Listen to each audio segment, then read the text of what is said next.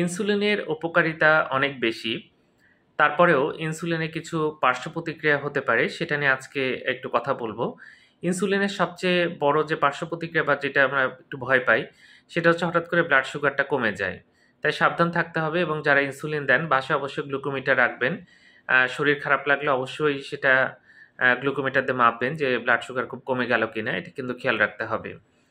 দ্বিতীয়ত যে বিষয় সেটা ওয়েট গেইন করে। ইনসুলিন দিলে কিন্তু ওজন বাড়তে থাকে আস্তে, আস্তে। এটা আমরা পাই। এছাড়া পায়ে কিন্তু অনেক সময় পানি আসে যেটাকে আমরা পেডাল ইডেমা বলি। ইনসুলিন দিলে কিন্তু পেডাল ইডেমা হতে পারে।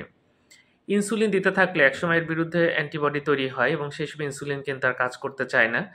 সেটার আলাদা চিকিৎসা আছে। এটা অবশ্যই একজন হরমোন বিশেষজ্ঞকে দেখিয়ে এটা চিকিৎসা করতে হবে। আর একই জায়গায় যদি বারবার ইনসুলিন দেয়া হয়, সেই জায়গায় যে লিপিড থাকে বা চর্বি থাকে সেটা কিন্তু অনেক বেড়ে যেতে পারে এবং অথবা সে জায়গাটা লিপিডটা কমে যেতে পারে। তো এই সমস্যাটা কিন্তু প্রায় দেখা যায়। এজন্য একই জায়গায় বারবার ইনসুলিন দিবেন না। এটা হয়তো সকালে ডান দিকে দিয়েছেন, বিকালে বা রাতে সেটা আপনি বাম দিকে দিবেন। এভাবে দিলে এটা এই সমস্যাটা হবে না। তো ইনসুলিনের সমস্যা কিছু থাকলেও এটার উপকারিতা অনেক বেশি এবং রোগীরা কিন্তু দীর্ঘদিন ভালো থাকে। ধন্যবাদ সবাইকে।